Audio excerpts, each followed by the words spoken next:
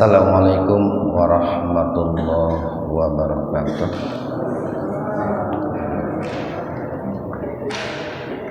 Innal hamdalillah nahmaduhu wa nasta'inuhu wa nastaghfiruh wa na'udzu billahi min syururi anfusina wa sayyiati a'malina.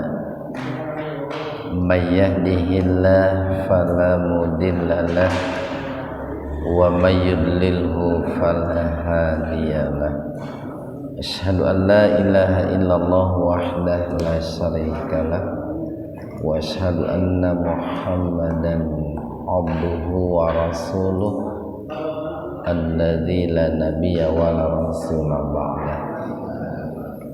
Hadirin ikhwatu iman jemaah Majelis Tafsir Illiyin yang mudah-mudahan senantiasa mendapatkan hidayah dan maghfirah Allah Subhanahu wa taala. Kajian tafsir di Majelis Tafsir Illiyin pada kesempatan subuh kali ini membahas surat Ali Imran ayat 46. Halaman 56 Ali Imran ayat 46. Kita bahas tajwidnya. Wa yukallimun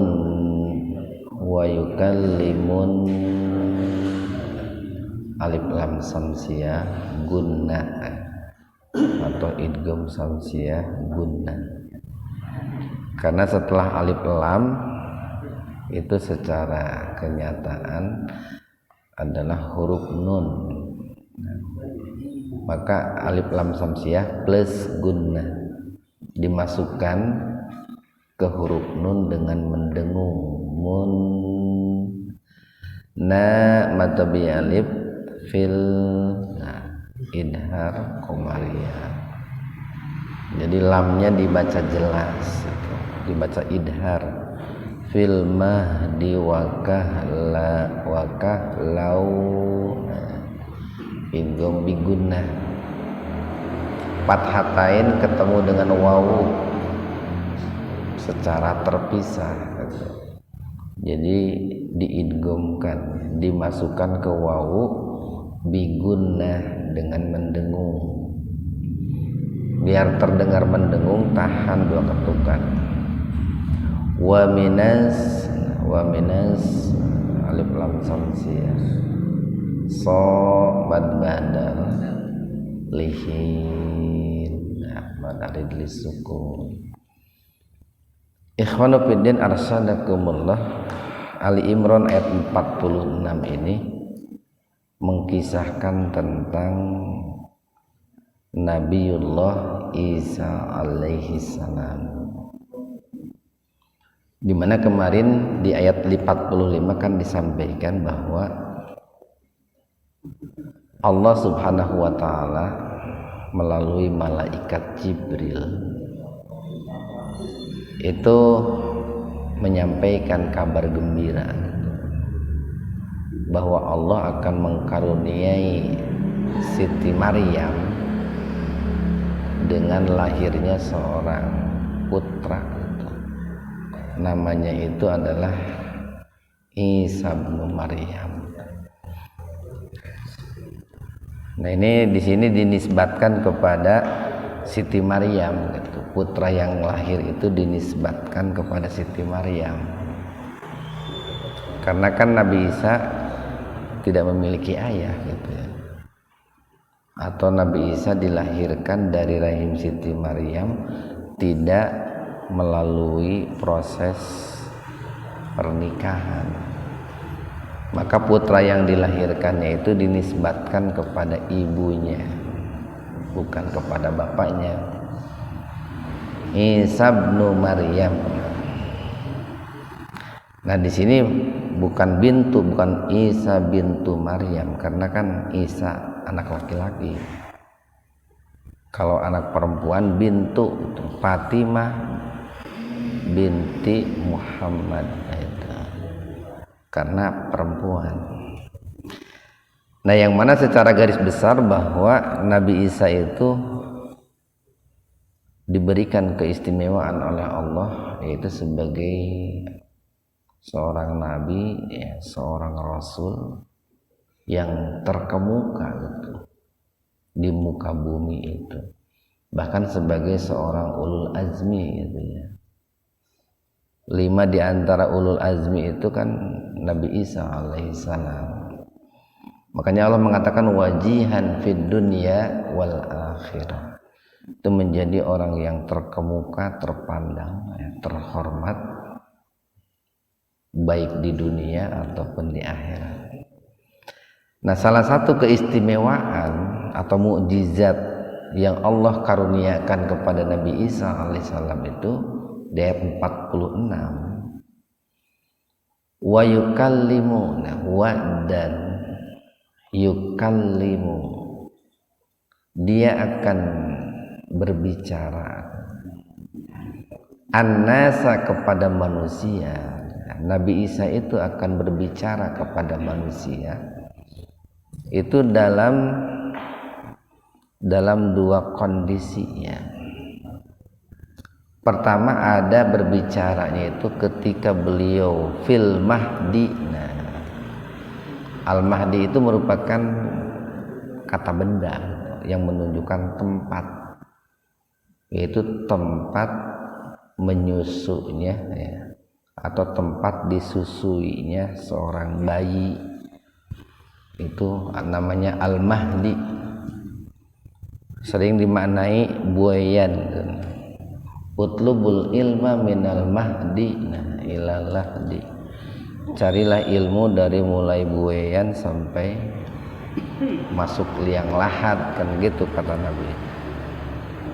Jadi fil mahdi, ya, ketika Nabi Isa itu berada dalam buayan, itu kan menunjukkan bahwa Nabi Isa itu kondisinya masih sangat kecil gitu ya.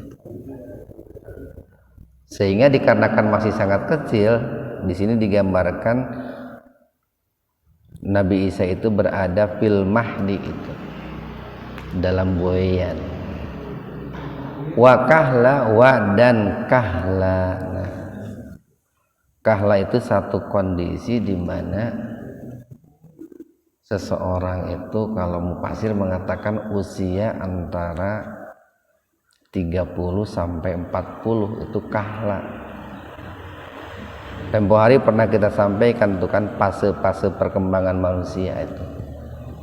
Di antaranya ada fase kuhulah. Nah, itu kuhulah itu fase dewasa, fase antara remaja dan usia sayhuhoh gitu nah. Fase antara masa sabab dan sayhuhoh. Sabab itu pemuda gitu ya, sayhuhoh itu aki-aki itu. Nah, fase antara keduanya itu adalah fase kahla, kuhulah, yaitu usia ini dewasa, masa-masa dewasa. Ini dewasa dalam arti usia gitu ya, bukan dewasa gede wadah sangu, bukan. Dewasa dalam arti secara usia, secara berpikir, kemudian secara kebijakan gitu ya, betul-betul dewasa gitu pada usia itu. Dan biasanya di usia kahla ini itu merupakan masa di mana seseorang itu akan muncul gitu ya, akan muncul kebijakannya. Ketika berbicara dia berbijak, ketika mengambil keputusan pun dia hati-hati gitu. Ketika merespon, menyikapi persoalan pun biasanya di usia kuhulah itu sudah bagus. Makanya rata-rata nabi, ya, yang namanya nabi termasuk Rasulullah SAW itu kan diangkat menjadi seorang rasul itu kan di masa kuhulah, di usia 40 tahun. Sehingga oleh para ahli itu sering dijadikan sebagai sebuah landasan bahwa ketika orang itu memasuki usia 40 tahun itu akan menjadi penentu gitu. apakah orang itu akan menjadi orang yang baik atau tidak? Apakah orang itu akan menjadi orang yang husnul khotimah, su'ul khotimah? Itu akan kelihatan di usia 40 tahun itu. Perubahannya itu akan kelihatan. Orang itu akan sukses atau tidak itu akan kelihatan di usia 40 tahunnya itu. Bagaimana perubahan di 40 tahun itu. Nah, jadi Nabi Isa itu berbicara kepada manusia itu pertama ketika beliau menjadi seorang bayi gitu, atau dalam keadaan bayi dengan izin Allah gitu ya. Dan ini merupakan mukjizat. Nabi Isa itu bisa berkata kepada manusia-manusia yang hadir pada saat itu. Dan perkataan Nabi Isa itu merupakan sebagai sebuah mukjizat juga untuk membersihkan gitu ya. Untuk membersihkan nama baik ibunya, Pak. Jadi kan Siti Maryam itu ketika melahirkan Nabi Isa, banyak kan orang-orang yang mencaci, gitu, mencemooh atau berpandangan negatif lah kepada Siti Maryam itu. Nah, maka untuk membersihkan nama baik ibunya itu Allah berikan keistimewaan, yaitu bisa berbicara kepada manusia. Nah, apa yang dibicarakannya itu? Ini bisa dilihat dalam surat Maryam ayat 30. Nah, ini halaman 307 itu, Pak. Halaman 307 surat Maryam ayat 30. Nah, itu. Nah, di situ Allah mengabarkan ya, atau menyebutkan beberapa perkataan yang diucapkan oleh Nabi Isa alaihissalam. Halaman 307 surat Maryam ayat 30. Qala, Nabi Isa berkata, pertama nih, ini Abdullah. Nah, ini Pak, sesungguhnya aku ini adalah hamba Allah. Bukan Tuhan Nabi Isa itu. Sesungguhnya aku ini adalah Abdullah, hamba Allah. Atani, yang diberikan kepadaku itu Alkitab, kitab. Mufasir ada yang menafsirkan bahwa yang dimaksud dengan kitab di sini adalah kemampuan untuk membaca dan menulis. Nabi Isa itu bisa membaca kitab Taurat dan juga membaca kitab Zabur yang Allah turunkan sebelumnya, dan bisa juga menulisnya gitu, Pak. Wa ja'alani, dan Allah menjadikan aku nabiyan, sebagai seorang nabi. Ini kan luar biasa nih, Pak. Seorang bayi yang masih menyusu itu, berada dalam buayan ibunya, bisa berkata dengan fasih ya, dengan perkataan yang sangat luar biasa ini, perkataan yang sangat tinggi ini nih.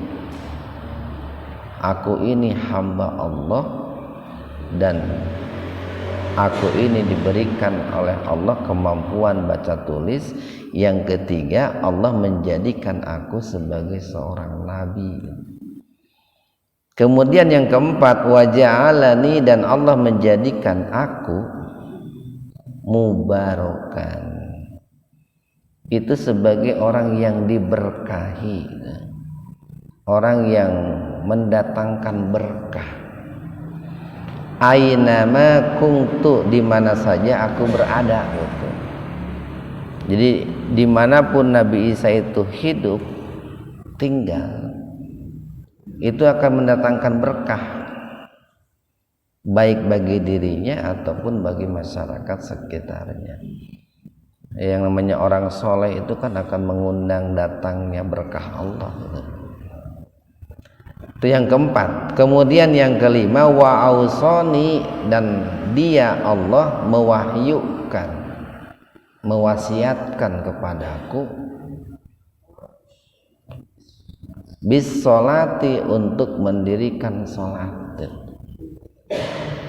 wa zakati, dan juga untuk mendirikan zakat, madum tu hayyan, selama aku ini hidup, atau selama hayat di kandung badan. Nah itu, jadi sudah ada tuh perintah sholat, perintah zakat itu di zaman Nabi Isa sudah ada, walaupun tentu dalam teknisnya berbeda.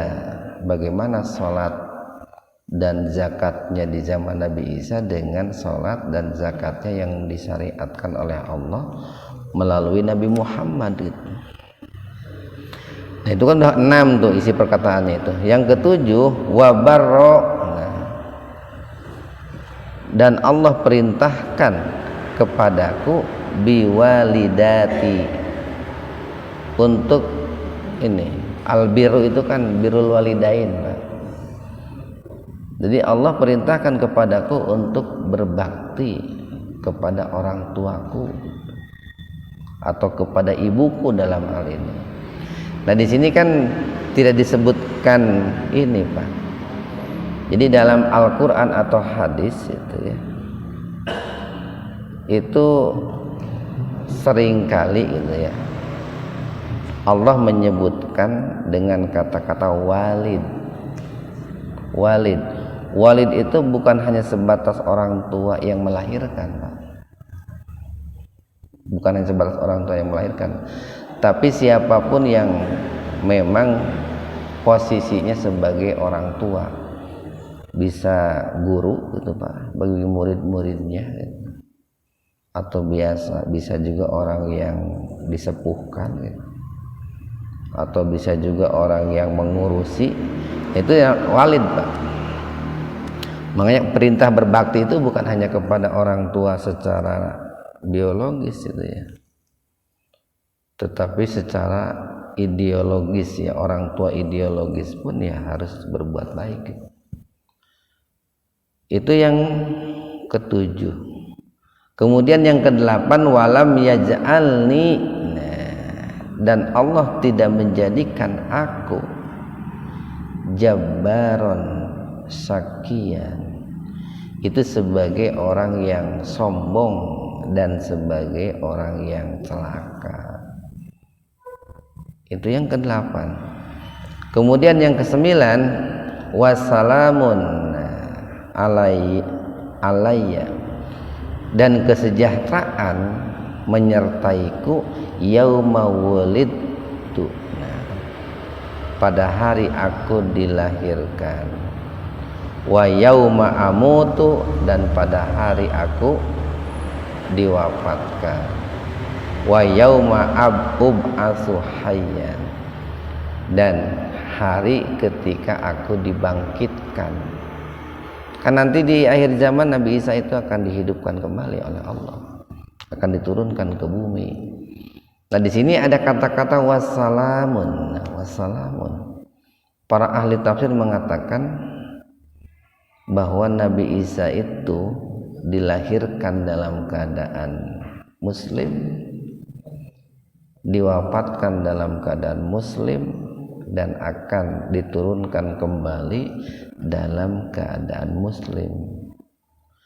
Dalika itulah Isa bin Maryam, Isa putranya Maryam, qaulul haq, perkataan yang benar, alladzi fihi yamtarun, yang mana banyak orang-orang yang meragukannya itu kan. Nah itu adalah perkataan yang diucapkan oleh Nabi Isa ketika beliau itu berada dalam buayan, sudah fasih bicaranya itu. Kemudian yang disampaikannya pun sudah perkataan yang berbobot lah, perkataan yang mengandung nilai-nilai dakwahan gitu. Wa minas solihin, dan Nabi Isa itu termasuk orang-orang yang soleh ya.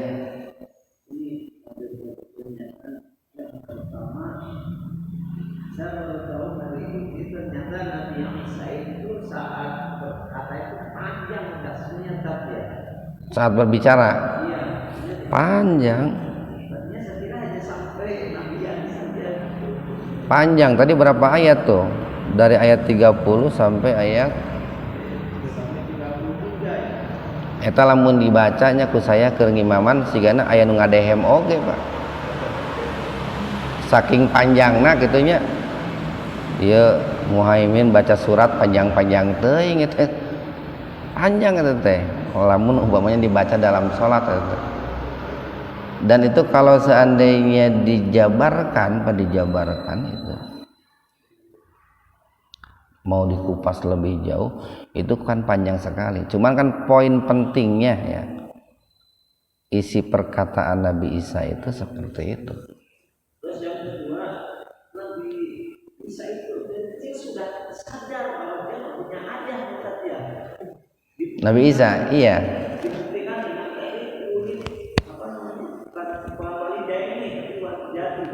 Iya. Jadi mengatakannya birrul walidati gitu. Enggak walidaini kan gitu. Bahkan itu kalau seandainya enggak ada ya-nya walidah. Walidah bukan walidatain. Walidah itu kan menunjukkan muannas itu ya. Menunjukkan seorang perempuan. Nah, jadi Nabi Isa itu baik ketika beliau masih bayi ataupun ketika beliau sudah dewasa. Cuman bedanya nih, ketika beliau masih bayi itu posisinya belum menjadi seorang nabi, belum menjadi seorang rasul gitu. Posisinya itu. Tapi ketika beliau di usia kahla itu sudah menjadi nabi dan sudah menjadi rasul. Dan umur Nabi Isa itu keberadaan Nabi Isa di bumi itu enggak lama, Pak. Mayoritas ahli tafsir itu mengatakan di bawah 40 tahun itu. Jadi di usia kahla gitu, di usia kahla tidak lama dari situ beliau itu kan diangkat oleh Allah Subhanahu wa taala. Ketika ada kaumnya yang bermaksud atau berniat untuk membunuh Nabi Isa alaihissalam, kemudian oleh Allah diangkat gitu. Dan di akhir zaman itu Nabi Isa akan diturunkan kembali gitu. Itu kalau dalam hadis kan Nabi mengatakan Nabi Isa itu diturunkan itu pertama adalah untuk memerangi Dajjal kan itu, Pak. Kemudian yang kedua untuk membunuh babi kan gitu. Kemudian yang ketiga untuk mengabarkan kepada manusia bahwa ajaran yang dibawa oleh Nabi Muhammad itu adalah ajaran yang benar. Itu kalau dalam hadis Nabi 3 poin penting itu yang akan disampaikan oleh Nabi Isa ketika turun kembali ke bumi itu. Kita lanjutkan nih. Qalat berkatalah Siti Maryam, kembali ke Ali Imran. Rabbi wahai Rabbku, anna yakuna bagaimana li aku waladun, li aku memiliki waladun seorang anak laki-laki, walam sedangkan tidak atau belum yamsasni menyentuh aku basarun seorang laki-laki pun gitu. Nah di sini menggunakan kata basar gitu Pak ya, bukan insan atau anas atau al-ins. Kalau basar itu kan manusia ditinjau dari sisi biologis lah. Atau sering diartikan basar itu kan berkaitan dengan kulit, dengan penampilan, dengan keindahan, itu basar. Jadi bagaimana aku ini bisa memiliki seorang putra gitu, sementara aku ini belum disentuh oleh seorang lelaki pun gitu. Jangankan disentuh secara haram, secara halal pun belum gitu. Kalau mau dijabarkan begitu. Jadi jangankan Kan orang-orang menuduh Siti Maryam itu kan berzina gitu. Jadi Siti Maryam itu jangankan berzina, menikah pun belum gitu. Qala berkatalah, kadzalika demikianlah Allahu Allah. Nah, kenapa kok di sini Allah dijadikan sebagai sebagai pihak yang dibicarakan? Karena ini kan sedang berbicara malaikat Jibril yang disuruh oleh Allah. Jadi kata malaikat Jibril itu, demikianlah Allah itu. Kalau Allah yang berbicara langsung, demikianlah saya itu. Yakhluqu akan menciptakan mayasa'u, apa yang dia kehendaki, apa yang Allah kehendaki. Idza apabila qada telah menetapkan amron satu urusan. Ini redaksinya hampir mirip dengan yang tercantum di surat Yasin itu, Pak. Ayat berapa tuh? 82 kalau nggak salah. Apa? Fa inna ma yaqulu lahu kun fayakun. Itu. Jadi Allah kalau sudah menetapkan satu urusan bahwa Allah itu akan menciptakan sesuatu, akan melakukan sesuatu, maka fa inna ma sesungguhnya hanyalah yaqulu Allah itu berkata lahu kepada sesuatu yang sudah ditetapkannya itu, kun jadilah, fayakun maka akan terjadi. Nah, ini kan sama itu dengan surat surat Yasin itu kan ada. Kalimat ini sudah banyak dihafal oleh kita umat Islam. Bahkan sudah menjadi sebuah keyakinan bagi kita umat Islam bahwa Allah itu ketika berkehendak tinggal mengatakan kun fayakun. Makanya tempo hari kita sampaikan kenapa Nabi Isa itu disebut dengan kalimat Allah gitu, Pak. Karena Nabi Isa itu diciptakan seperti halnya diciptakannya Nabi Adam, yaitu dengan kalimat. Kalimat apa? Kalimat kun itu, Pak. Mufasir mengatakan dengan kalimat kun. Setelah Allah mengatakan kun, itu kan perintah, jadilah, fayakun. Dengan sebab kata jadilah itu yakun, maka terjadi. Berikutnya nih, wa yu'allimuhu, dan dia Allah mengajarkan kepada Nabi Isa itu Alkitab, baca tulis, Pak. Jadi berbeda apa dengan Nabi Muhammad, kan ummi awalnya, itu kan ummi. Sehingga Nabi Muhammad awalnya tidak punya kemampuan untuk membaca kitab Taurat, Injil, Zabur, menulis Taurat, Injil, Zabur. Berbeda dengan Nabi Isa itu, Pak. Nabi Isa, Allah berikan kemampuan kepada Nabi Isa itu untuk menulis dan membaca kitab-kitab sebelumnya. Wal hikmah, dan Allah juga berikan hikmah. Ini cukup banyak penafsiran hikmah itu. Bisa diartikan hikmah itu kemampuan untuk membedakan yang hak dan batil. Hikmah itu adalah kemampuan untuk memutuskan satu persoalan dengan bijak gitu, Pak. Hikmah itu bisa diartikan bisa mengetahui hal-hal yang tersirat di balik yang tersurat gitu. Cukup banyaklah penafsiran hikmah itu. Wat Taurata, dan Allah mengajarkan kepada Nabi Isa itu Taurat.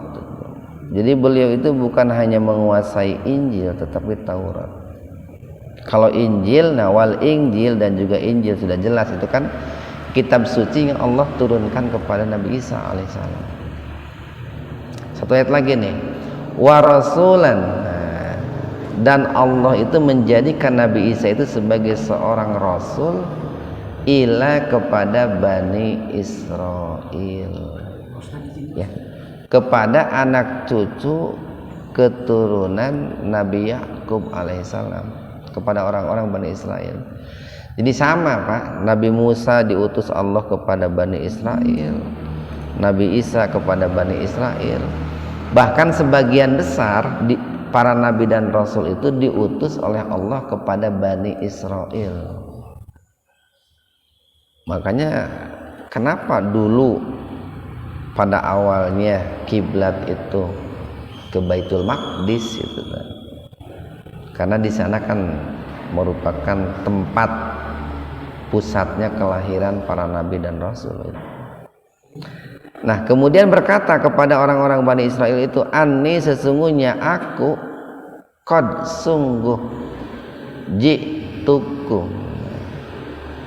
telah datang kepada kalian bi ayatin dengan ayat-ayat atau dengan mukjizat-mukjizat mir rabbikum dari Rabb kalian."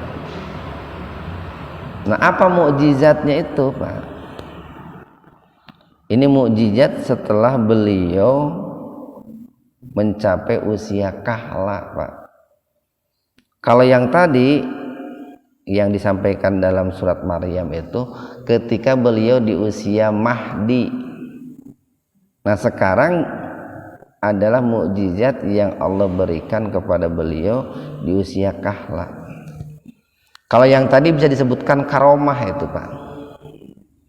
Kenapa disebut karomah? Kan beliau belum menjadi nabi, masih posisinya sebagai orang biasa, bahkan masih bayi. Karomah itu. Nah, sekarang karena beliau itu diutus oleh Allah sebagai seorang rasul, lalu menyampaikan atau menunjukkan ayat-ayat Allah, maka disebutnya mukjizat. Nah, apa mukjizatnya itu?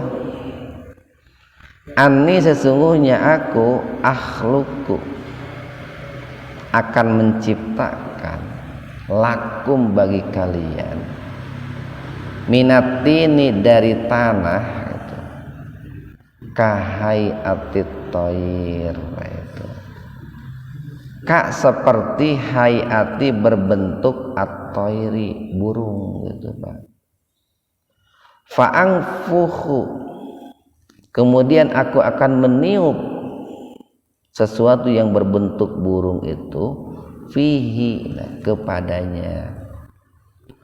Fayakunu maka jadilah toiron burung beneran gitu Pak. Setelah ditiup oleh Nabi Isa, bentuk burung yang dibuat dari tin, dari tanah itu kemudian hidup Pak. Hidup bisa terbang gitu. Tetapi ada catatan nih, biidznillah, nah itu Pak. Dengan izin Allah gitu. Jadi Nabi Isa itu nggak bisa membuat burung gitu. Dalam arti membuat burung beneran. Yang punya kemampuan untuk membuat burung itu Allah gitu. Maka di situ boleh dikatakan begini nih. Nabi Isa yang membentuk semacam burung itu dari tanah. Kemudian yang kedua, Nabi Isa juga yang meniupkan napas kepada burung itu. Tetapi yang menciptakan burung itu adalah Allah itu. Yang menciptakan burung itu adalah Allah. Yang mewujudkan burung itu adalah Allah. Wa ubri'u dan aku diberikan kemampuan untuk baro'ah itu kan begini, berlepas Pak. Berlepas dari kesulitan-kesulitan. Bisa berlepas diri dari penyakit, bisa berlepas diri dari masalah. Jadi wa ubri'u dan aku diberikan kemampuan untuk melepaskan. Sering dimaknai menyembuhkan itu Pak. Apa al-akmah itu? Al-akmah ini sama dengan al-ummiyu itu, buta. Cuman biasanya kalau al-akmah itu lebih identik dengan buta yang sifatnya fisik. Kalau al-akmah summun umyun. Nah itu butanya buta hati itu Pak.